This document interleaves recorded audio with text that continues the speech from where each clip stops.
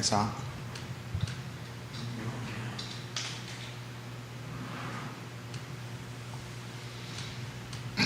All right, guys, we're going to start the show.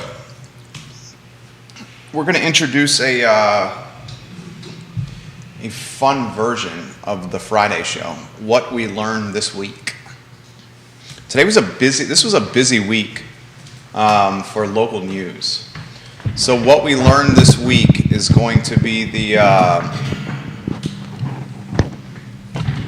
kind of the motif of today's show. We will talk Legos again. We did a little more research into Legos. Legos is building a $1 billion with a B, headquarters in Chesterfield County. What is that, about an hour from here? That's going to be, did you say it was going to be the only North American headquarters? Yes. The only North American headquarters for Legos. Production facility. I believe it's a Swiss brand, isn't it? I think it's a Swiss brand. Let me check. So Judah Wickower is going to join us. What we learned this week is going to be the topic du jour on the Friday edition of the I Love CVille show. Give the show a like and a share. If there's a topic you want to cover, you can always share it with us. And most of the times we will get it live on air. We'll talk about Lloyd Snook's comments, which were made yesterday about the city employee who was inside the Capitol during the riot. Brackney obviously has been in the news this week. She put the city employee in the news, and then she had a press conference about suing the city for $10 million. So she obviously has been the driver of the news cycle. We will talk new chef at Multiverse Kitchens, a topic sent to me by Scott Aaronworth in Virginia Beach. We'll talk ambulance. An ambulance takes 48 gallons of diesel. Think about how the cost of diesel right now. Judah Wickower, we can rock and roll when you're ready.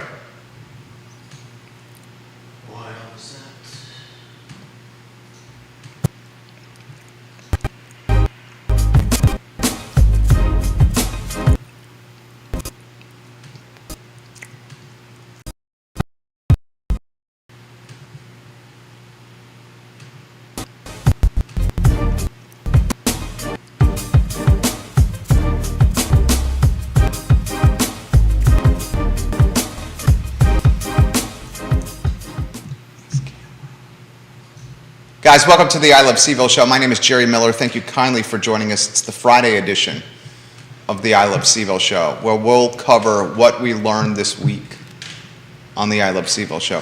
The show is brought to you by Skooma Boutique Dispensary. The best dispensary in Charlottesville is Skooma Boutique Dispensary, with locations on the UVA corner and on the downtown mall next to Rapture. We have a Charlottesville-wide audience, Central Virginia, Commonwealth, country, the world, here on the I Love CVille network. Judah Wickower is our director. And the Friday edition of this show, we're going to take this approach. What did we learn this week? It's going to be upbeat, it's going to be fast tempo, and it's going to be covering a lot of topics. We'll talk Brackney. We'll talk the city employee inside the Capitol. We'll talk the comments Lloyd Snook made yesterday about the city employee inside the Capitol on January 6, 2021. We'll talk child care affordability in Charlottesville. We'll talk a new executive chef at Multiverse Kitchens, a topic sent to me by Scott Aaronworth. We'll talk Legos and a $1 billion production facility, billion with a B, in Chesterfield County. It's the only production plant for Legos in North America. We'll talk what it costs to fuel an ambulance, 48 gallons of diesel. Have you seen the price of diesel lately? And did you know that ambulances can't turn their engine off when they're on a call? The engine just keeps running and running and running. Judah Wickower, let's get you in the mix. Two shot, please, Judah Wickower. And the topic is what we learned this week. It's been a busy week of news this particular week. No doubt. I mean, we had so much ammunition the entire week long. From a press conference in front of a federal courthouse to a former police chief suing her former employer, to a city employee being outed by the former police chief about being inside the Capitol January 6th. Yep. I mean, dude, she's throwing people under the bus left and right. She threw Brackney in tweets of the past.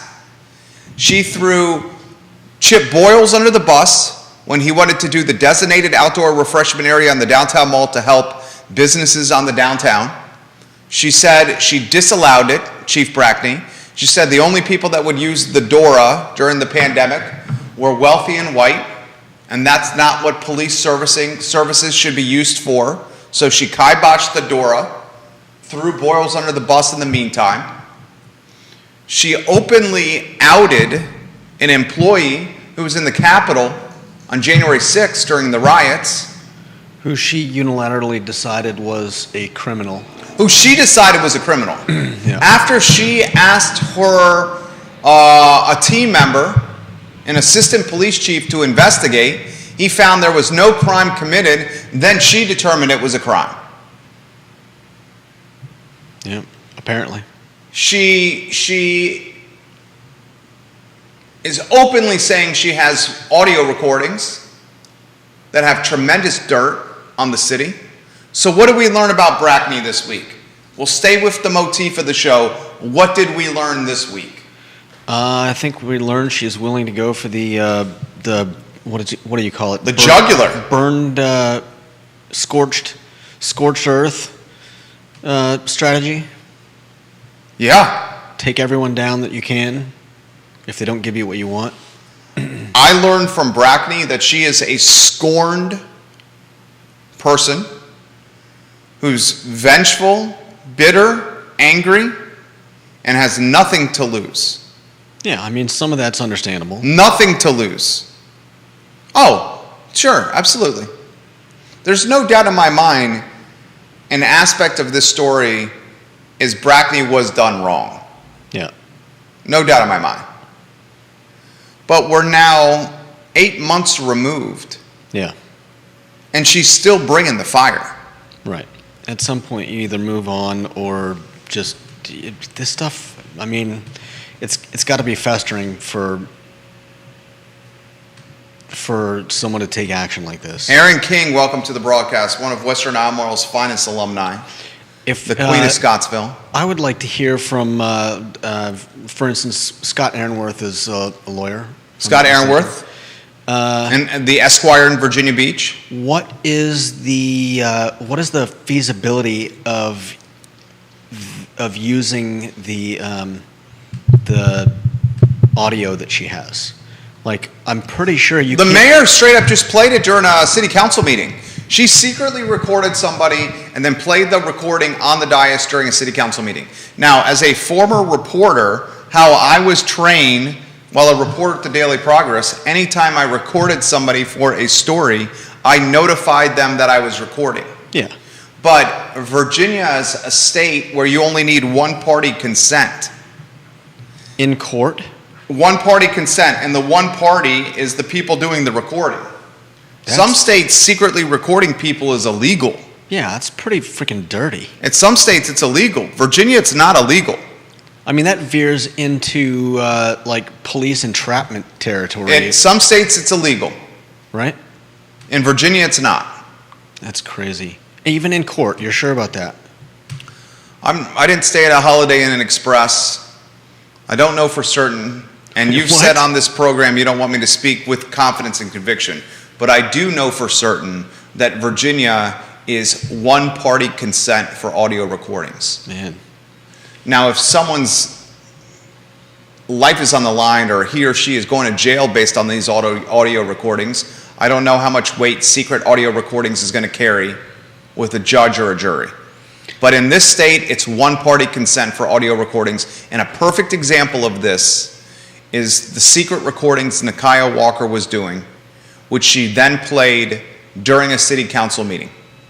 Well, it's one thing to record something and play it. It's another thing to actually admit it as evidence in a court proceeding. And then utilize it as leverage in a press conference to scare a city. Well, no, I mean, I'm just saying the legality. You can record someone. I don't know what the. If you were going to record somebody, how would you do it? Have you ever secretly recorded anybody? I have not. No. I have not. If you were going to record somebody, I would imagine you're just going to, it's pretty damn easy these days. You're going to just take out your iPhone and go to the hit record. Hit record and you got it. And it can work from pretty far away. And you can record somebody while talking to them on the phone. Yeah, so again, my question is, I don't know that there's any particularly legal or illegality of just recording someone and like playing it back to someone else. But as far as using that as evidence in a legal case, I would like to know how if you're correct in your assertion that Scott Aaronworth, are you watching? Any attorneys watching? Any attorneys watching? Can you use secret audio recordings? And do they stand up in court? my biggest Any attorneys help with that answer? Can you put your comments in the comment section and let us know? My biggest problem with that would be proving that, if I could find someone that sounded like you and write them a script and then record a conversation between us. Yeah. That's the world we live in. It's so dirty. And then next thing you can know, you can utilize that audio recording, say it was me, and it can be dirt. Yeah, I mean, that's just It's dirt. foul. It's dirty. It's 2022. This is the world we live in. This is a tweet from Rory Stolzenberg. Mm-hmm. Rory Stolzenberg is the city planning commissioner, smart man. Very smart. Rory Stolzenberg. He says, in his tweet, I'll read it verbatim, Rory Stolzenberg's tweet verbatim. Mm-hmm. The only new stuff I see in these exhibits, he's talking about the Chief Brackney lawsuit. 1, council took a straw vote in closed session to remove Chief Brackney after the Unitarian Church incident in December 2020 and had a majority to remove. 2, Chip Boyle supported Brackney as late as August 26th. She was removed on September 1, and Boyles was still supporting her on August 26th, 5 days before she was removed. Yeah, that's part of the reason why I find it a bit insane that she would be alleging racism and sexism. You can say what you want about anybody that she's named in her suit. I don't think any of them are like just rabid racist, sexist. I mean, this is Charlottesville. Like most of the people on council, and we've got a lot of liberals, and to be calling them racist and saying that she was fired for being a black woman, I mean, that just comes across as being patently absurd. I'm worried about Bellamy Brown here. He's my friend. He's your friend. Yeah. He's come on this show. My friend Bellamy Brown got caught up in some stuff on the Police Civilian Review Board. Some behind-the-scenes stuff. And he's named in this lawsuit. He's certainly not a racist. He's the absolute opposite of a racist, Bellamy Brown. Yeah. But I'm worried about him. He's named in the lawsuit. He's on the Police Civilian Review Board as a volunteer. Right. Not even getting paid. Is every other person in this lawsuit that was named in this lawsuit is getting paid? Mike Wells, friend of the program as well, is getting paid by Elmore County, not the city. Everybody else getting paid by the city or was getting paid at the city. Bellamy was not. Right. He's a volunteer. Yeah. Given his time. Right. So I'm worried about him and how this is going to play out and what kind of exposure he may or may not have. I think the last time he came on the show, which was about a week ago, 10 days or so ago, Yeah. it was pretty crystal clear he's not running for anything else. Yeah. Why would you? And he made that pretty clear. I think one of the phrases he utilized on this show was he's already given his pound of flesh No doubt. to the city. And unfortunately, that pound of flesh may be a couple more pounds once this lawsuit is done. I'm not sure how much they could This is a curious question. reasonably or even unreasonably hope to get out of him. This is a curious question I would have. The employees named in the lawsuit that were employees of Charlottesville City, their exposure, financial exposure, is covered by an insurance policy. If Charlottesville has to pay out, it's not like Lloyd Snook or Sina McGill or Right. Heather Hill are opening up their wallets or checkbooks Yeah. or purses and paying money to Brackney. It's an insurance policy. This is what I'm very curious about. Does anyone have this answer? Does that insurance policy cover Bellamy Brown and the Police Civilian Review Board, a volunteer position? Does it cover that? Carol Thorpe, do you know the answer to that question? Does it cover the insurance policy, volunteering and volunteers and folks not paid or employees of the city? I mean, he would want to know that answer. I'm sure he's got that answer already. I'm sure he's got. I'm sure he's got that answer already. So what did you learn as we move on to the next topic? What did we learn? Brackney scorn, Brackney wants vengeance and revenge. We had a chance to pay Brackney $3 million in November of last year. She went from $3 million and now is demanding $10 million. And she said in the press conference, if you don't pay up, I'm going to release the tapes and the secret audio recordings. To show that she was serious, she outed a city employee on Twitter for being in the Capitol during the January 6, 2021 insurrection. But didn't she out him a while ago? No. You just mean that she outed him by saying that there is someone. She outed him by publishing the tweet that there was an employee for Charlottesville City in the insurrection, in the riot.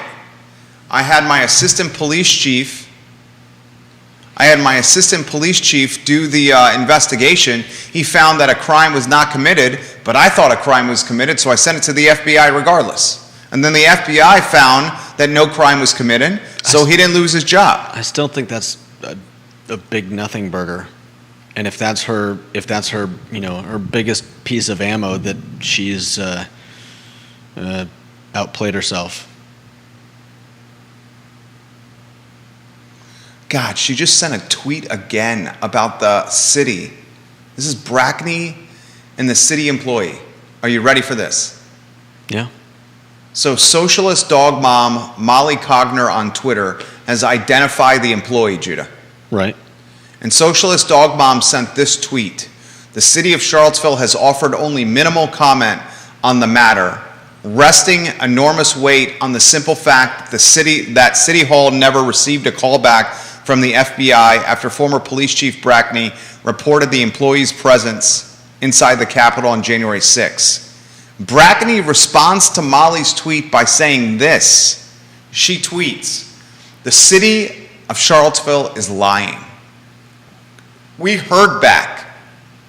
FBI Richmond," and she's @symboling FBI Richmond, tagging them in the post. "FBI Richmond interviewed assistant chief and claimed arrest pending. Boyles and IT director were informed the employee was dangerous and were told to revoke his IT access and privileges. Instead, the Charlottesville Police and Charlottesville City Hall revoked my access and privilege." She just sent that tweet. She said an arrest was pending. She said the city manager at the time, Chip Boyles, and the IT director were informed the employee was dangerous and were told to revoke his credentials and his access.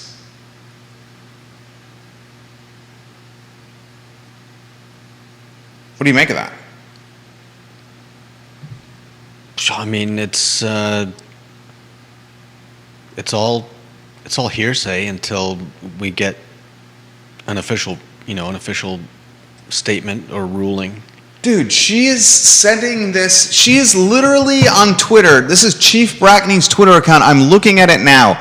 She is tagging and @symboling NBC National News, Meet the Press, and national media outlets about this Charlottesville employee. She sent another tweet yesterday saying, I told the FBI the employee breached the Capitol and his Twitter, Parler, and YouTube accounts contained 1776 violent extremist language. She's trying to make this into a story.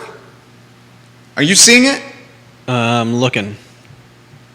For those that want to see her account, dude, her Twitter handle is Chief B_Seville PD. Explain to me why the profile picture is her in a uniform still, a Charlottesville Police Department uniform. Explain to me why her handle is still Charlottesville in the handle.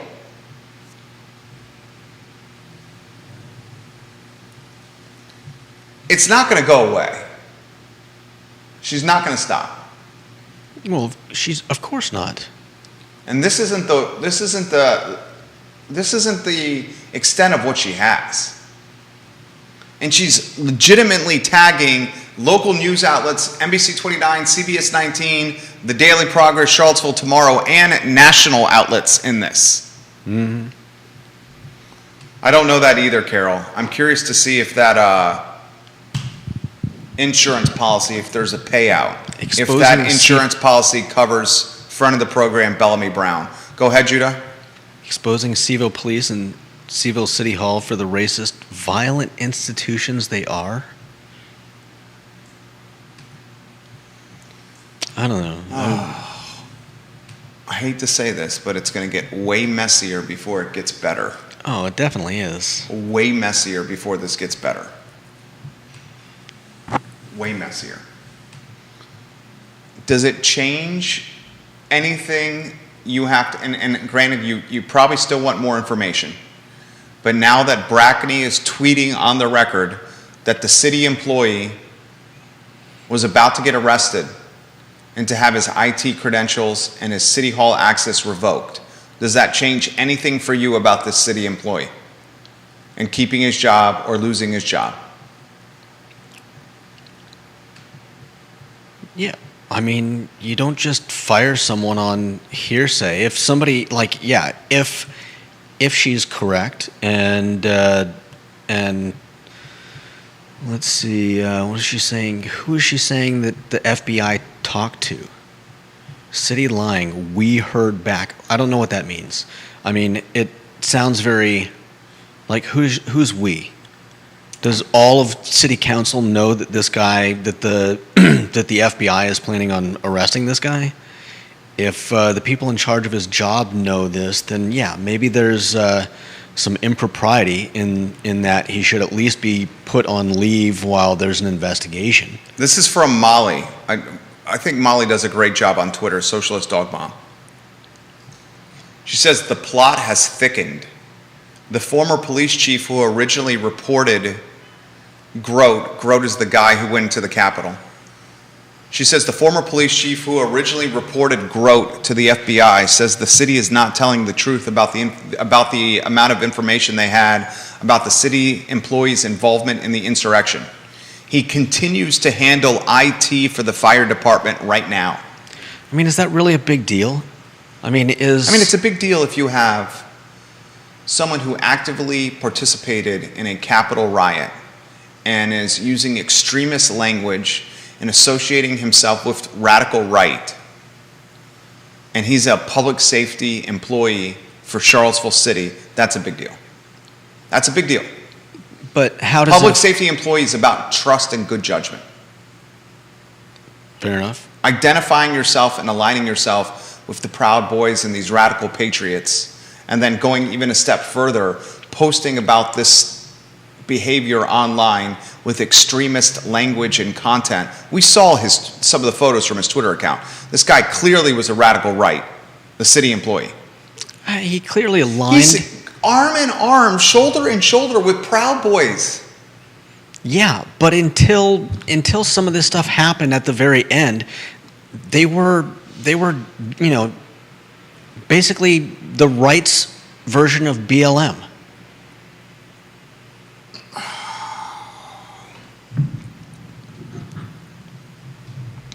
This is a tweet from Nancy Carpenter, who's on the Police Civilian Review Board.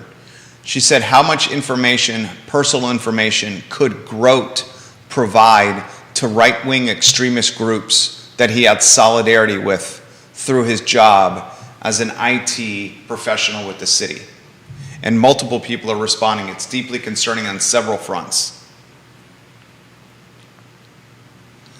Another person who said, from someone who worked peripherally to the city with the city's IT department and knows what they potentially had access to, this is very, very, very concerning. Okay, that's good to know.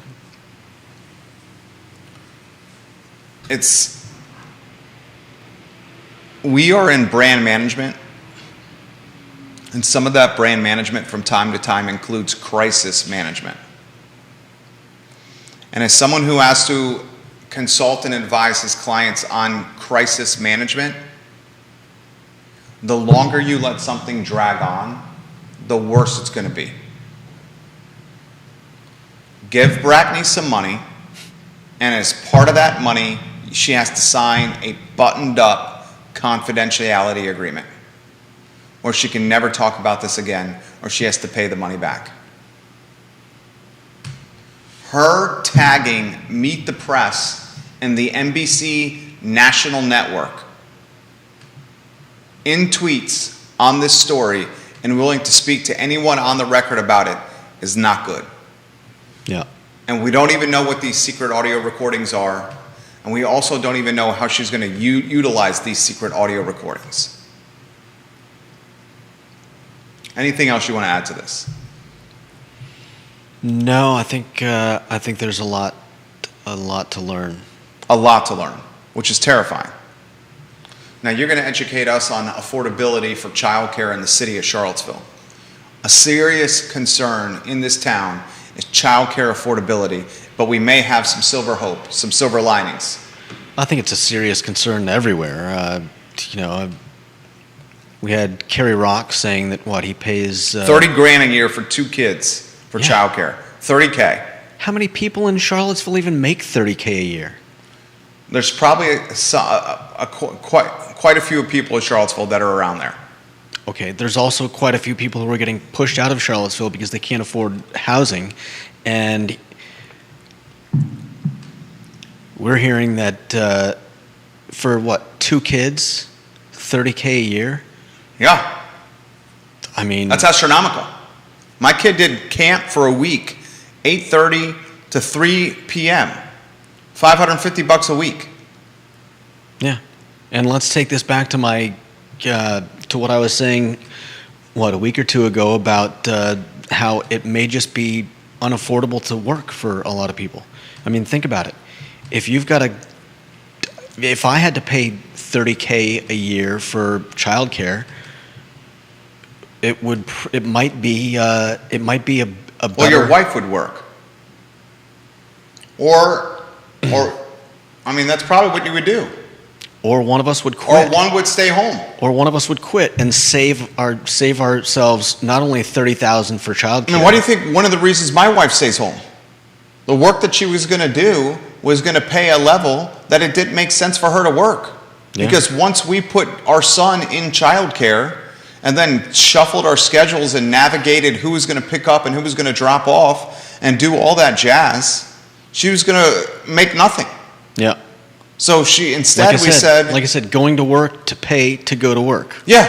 Instead, she spends the day with him, and he gets more from her than he would potentially in a child care setting where there's 20 kids for one provider. Right.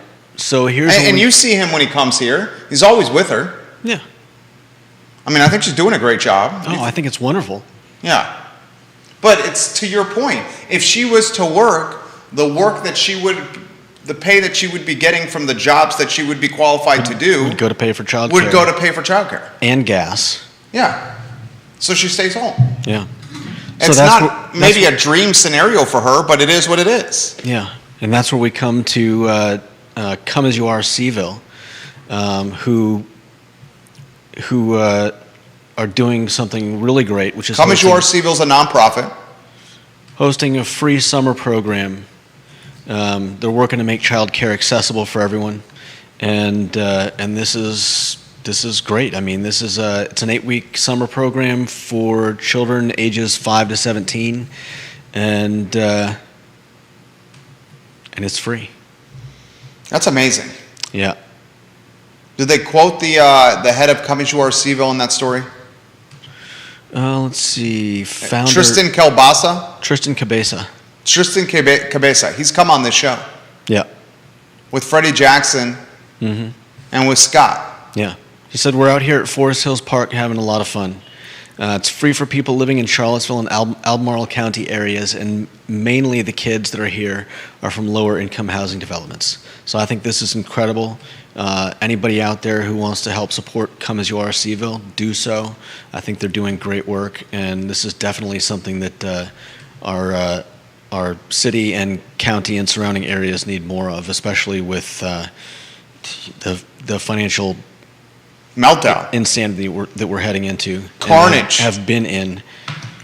Carnage. Bill McKenzie asks, is 30,000 the norm now? Kerry Rock on Real Talk with Keith Smith this morning indicated both he and his wife are working professionals. They have 2 daughters, and their 2 daughters are in childcare, and they're spending $30,000 a year for their 2 daughters with childcare. $30,000 Yeah. for 2 kids in childcare. That's more than a lot of colleges. You got rates rising. Well, I don't know. I haven't been to college in a long time. But You got rates rising. You got credit card debt. The rates on credit card debt rising. You got gas over $5. Groceries more expensive than ever. You got real estate assessments up. You got personal property taxes up. Oh, man. I'm about to pay my Albemarle County real estate taxes. They are due June 27th. My vehicle taxes are up 25%. My real estate taxes are up. My groceries are up. Yeah. My gas is up. My child care costs are up. Postage is up. Electricity is up. Water is up. Netflix raised their rates. HBO Max raised their rates. Amazon's raising their rates. Time to start thinking about selling a child. Dude, That's why you have 2. might sell you. Who wants to buy Judah Wickhauer? First $50,000 gets him. I don't eat a lot. Yes, you do. What? You have a voracious appetite. When I actually have enough to When you have food make in front use of of you, you eat the food as if it was your last meal on this planet. You eat the food as if you were a lioness devouring an elk baby, a baby You elk. need to talk to my dad. What, you're saying he devours at a greater clip than you? No, he would tell you that you're full of it. That you don't eat fast? I'm like the slowest eater in my family. My grandmother was Keith like, Smith says Liza the dog eats a bunch. only because she's fed a bunch. He also says, in reference to Bellamy, if it goes a certain way, why would anyone volunteer to serve the community again Right. if they can get sued and they're not covered by insurance policies? That's a very good point. Yeah. If the volunteers are not covered by the city's insurance policy that protects them financially from lawsuits, why the hell would someone volunteer? Yeah.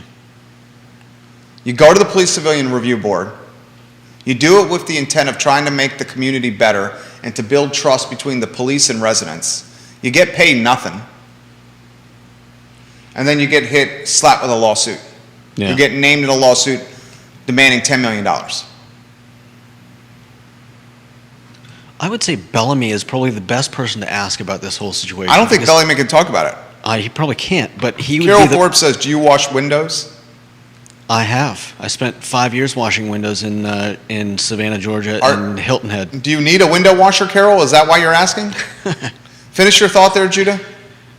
I was just saying that Bellamy's opinion on this whole thing would be the one that I am most interested in hearing because he's the one with the least skin in the game in regards to, working for the city.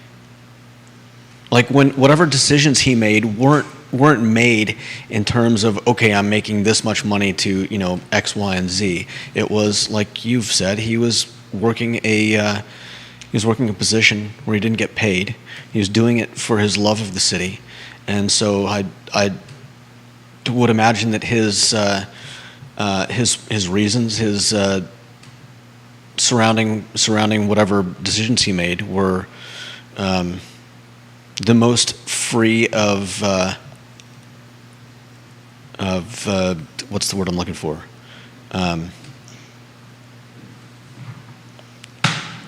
Free of outside influence. Yeah, he was just making decisions based on. Scott Aaronworth is watching now. He just liked the show.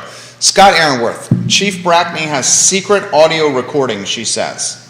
You're an attorney, Scott Aaronworth. Can those secret audio recordings be leveraged and utilized by her and her legal team in court? Do they stand up and hold up in court? Secret audio recordings, Scott Aaronworth. I know it's a one-party consent state where anyone can secretly audio record someone legally, but do those recordings have merit in a courtroom setting? That's what we would like to know. We also would like to know, and this is for anyone in general, if the insurance policy that protects city employees from lawsuits, a policy where the insurance company pays the money as opposed to the individual people themselves, does that insurance policy also cover volunteers on unpaid boards like Bellamy Brown, friend of the program? Curious of those two questions here on the I Love CVille show. I would encourage anyone that's watching this program to follow Brackney. Scott Aaronworth is an attorney. He's the king of Virginia Beach. He said in a criminal case, those secret audio recordings hold up. Really? He said in a civil case, I'm not sure.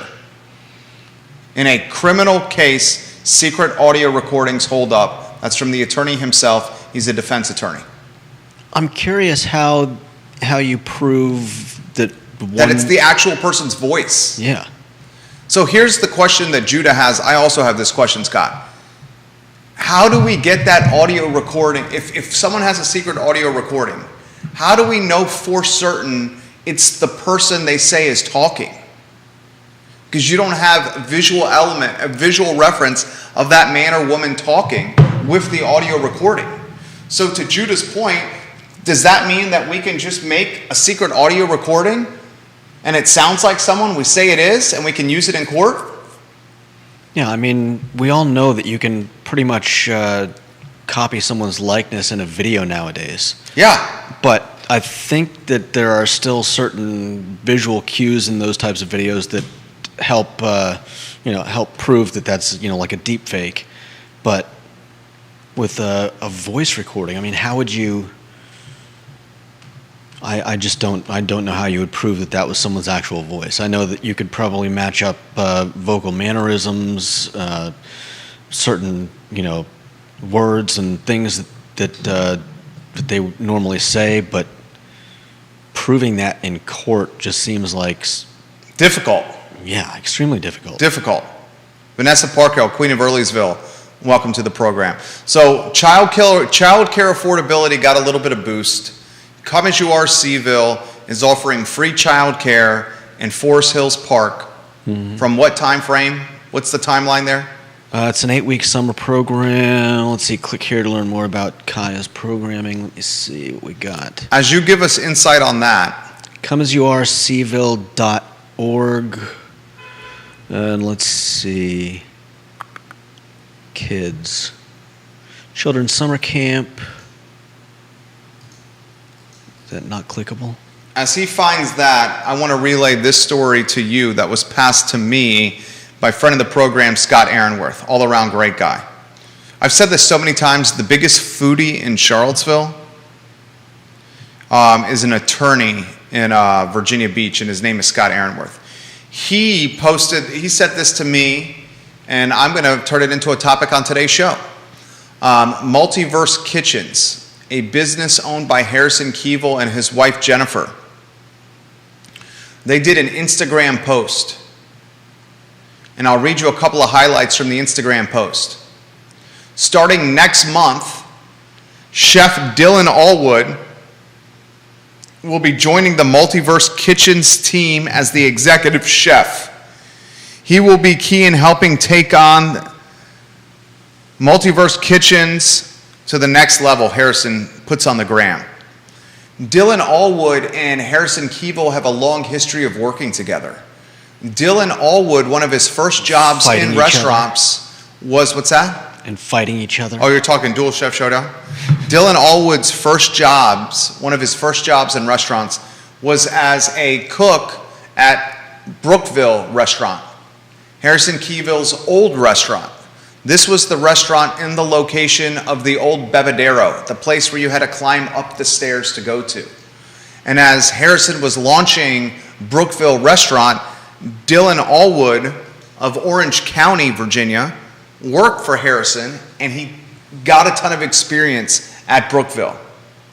Dylan Allwood then really grew his reputation and his brand as an executive chef while at Tavola in Belmont.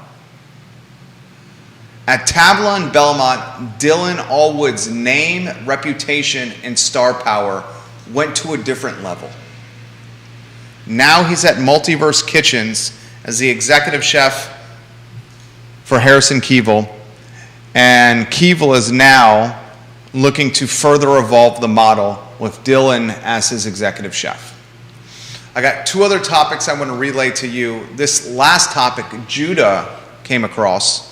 We relayed to you earlier in the week that Legos was building a $1 billion with a B facility in Chesterfield County. This $1 billion Legos facility in Chesterfield County is going to create a lot of new jobs. And to put in perspective how many new jobs are going to be created with a 340-acre power plant, or production facility, 1,760 new jobs, a 1.7 million square foot facility, 1,760 new jobs, 1,760. What's the bit of news you wanted to relay to the viewers and listeners? We talking about the... I can't find anything on the summer camp on their website. No, what were you going to... Legos. Legos? The production plant. I mean, it's just... I think it's pretty amazing that this is the first production plant Legos has built in the U.S., and it's coming to... 60 minutes from us. Yeah. The first production plant, I thought it was North America, not the U.S. Yeah, that is probably... The first production plant Legos has ever built in North America is 60 miles from Charlottesville in Chesterfield County. Yeah. It's going to create over 1,700 jobs, and it's $1 billion with a B in costs. Yeah. That's significant. And another piece of significant news. And here's some more. This is from the Daily Progress article. This is not economic infill. It is a fresh source of an enormous number of new jobs. Lego, as you said, will invest $1 billion in the plant. It's their 7th production facility and first in the U.S. Youngkin says the plant will produce over 1,700 jobs over a decade. Significant. And these are going to be skilled production jobs Yeah. with wages averaging around $60,000 per year. So this isn't just like, we're going to hire some people to tape some boxes shut and stuff like that. These are high dollar jobs. Yeah. And the last topic today for you guys, you think it's expensive to fill up your car? And trust me, it's expensive. We all know. I'm at just under $90 to fill up my tank. $90. I've been consistent in not filling up my tank ever. I just put $10 in anytime I go to the gas station. So the difference being that I used to be able to put $10 in and go Why do for you do it that way? 2 or 3 weeks. You just keep coming back to the gas station and filling up with gas? It's not like I never drive by a gas station. I know, but your time is so valuable. Just do it It once. takes me like 2 minutes. Do it once. You think it's expensive to fill up your car, my car, Judah's car? How about an ambulance? Oh. An ambulance runs on 48 gallons of diesel fuel. Yeah. And as Judah indicated before the show started, the ambulance never turns off when they're on a call. Have Yeah. you noticed, just like police officers, they keep the engine running. So an ambulance needs diesel to run, and it holds 48 gallons. Well, the average cost for diesel in America is $5.80.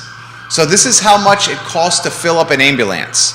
48 times 5.8. Well, they say we have our own diesel tank here at the station, so they're not dealing with regular consumer prices, but it's still over $5 a gallon of diesel as of the last delivery. Let's And just say- obviously, they have to look forward to what's going to happen the next time they have to make a delivery to fill that tank. Is it going to be, it's one of those things like, okay, if we could have filled it up like last week, rather than having to wait until it was near empty and fill it up 2 weeks from now when the price has gone up to $6 a gallon. $280 to fill an ambulance. Right now, $280. And Carol Thorpe was just joking when she said that she was going to buy you. She says that she was joking because I was putting you up for sale for $50K. She very much appreciates you on the show. As long as I get the money, I'm fine with that. $280 to fill up an ambulance. And that's if diesel doesn't go up and cost any more. That ain't cheap. The next thing that we're going to talk about is the impact of these rising fuel prices on jurisdictional budgets. City of Charlottesville pays for gas for police, fire, rescue, some personnel. As these prices get out of control like they have, that means more taxpayer dollars being allocated to filling up tanks Yeah. and less money being used for capital improvement projects, schools, education, or raises for people. And everybody's spending less money because of inflation anyways. I mean, this is what Fleet Manager Harold Young had to say about the strain on the budget. Fuel prices have gone beyond what their projection was, so they're going to have to come up with additional funding. I'm sure everybody is looking for additional funding right now. I have an idea for additional funding. Uh-oh. A designated outdoor refreshment area on the downtown mall. Adora. Bill McKenzie was a bus driver at one time, and he said the majority of the buses in Albemarle County run on diesel. Some of those bus tanks are 100-gallon tanks. 100 times 5.78. $578 to fill up a bus tank. I think the better metric in a lot of these considerations is how many gallons do they? how many miles do they get per gallon? Not many. It doesn't matter. It's a freaking school bus. I know, but it doesn't matter how big the tank is. The reason their tanks are so big is because they don't get that many miles per gallon. Fair enough. If they had tanks the size of ours, little Johnny in Earlysville would make it to elementary school. He'd be left by the Target instead at the Holly Mead. He'd be hitchhiking to elementary if it was a 17-gallon school bus tank. $600 to fill up a school bus. Yeah. Is that not nauseating? Nauseating for me. All right, that's the Friday show. Anything else you want to add, Woodcower? Oh, let's see. Yeah, speaking of gas, I mean this is not local, but I think it's a feel-good story. That's a good way to end this this show and this week. There is a Seek. Anybody know what a Seek is? Anyways, there is a gas station owner in in Phoenix, Arizona, who is selling gas at 50 cents below his cost, losing $500 a week. So it's a good Samaritan. That's not going to last long. He said, God gave me help. It doesn't matter. We are not here to make money right now. That's I'm not very gonna last happy long. to help the other people. He did it before. That's not going to last long. Vanessa Parkhill says diesel gets better mileage than regular gas. What's up, Vanessa? I hope you're doing well. He actually did the same thing in 2007 when he For bought how long? when he bought the gas station. For how long? I don't know. There's a gas station that's for sale on High Street for $450,000. Is that the Sunshine? Is that what it is? Oh no, that's So when you're going down High Street, like you're coming from downtown and you're going to Towards- Pantops, it's on the left. yeah, that's the Sunshine gas station. $450,000, that's for sale. Yeah, right across from La Michoacana. La Michoacana, yeah. $450K. There's a lot of drive-by traffic on that road. It's Yeah, been no on the doubt. market for a long time. Yeah, I think if someone put a little TLC into that place, it could be. Should be the I Love Seville gas station. There you go. Jerry's next investment property. Friday or Sunday's Father's Day. You got any plans for Big Jim? We'll see what Big Jim wants to do. Tell him Happy Father's Day. I'm trying to figure out what to get him. I mean, what do you get for someone who's got everything? Your time. He just wants to spend time with his son. I think I'm going to get him a super hot sauce sampler. He loves hot sauces? He loves every time we go to Mexican restaurants. He asks for mas caliente. I was at Continental Divide last night eating dinner, and I had the Danger hot sauce. I Nice. put Danger on the Blues, the chips they do, the appetizer. Did it make you sweat? Dude, I was sweating uncontrollably, perspiring. I must have gotten something from my dad because I've yet to have. I mean, I've had hot salsas that made me. Try the Danger at Continental Divide. It literally says Danger on the bottle. I don't think I've ever been to Continental. Try it. Divide. You should go. You should go. Vanessa Parkhill says she has a diesel Volkswagen Passat that gets 48 miles per gallon. Nice. That's impressive, Vanessa. My grandfather had a diesel Peugeot. That's impressive. This is your best week yet on the talk show. You're damn good this week. You were succinct, well thought out, prepared, a phenomenal communicator, very likable. I wouldn't say prepared. I mean, you came across prepared, even if you fake it till you make it. Yep.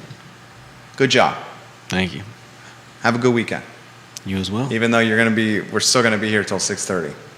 This is the I Love Seville show. This is Judah Wickower. My name is Jerry No Miller. Happy Father's Day for you.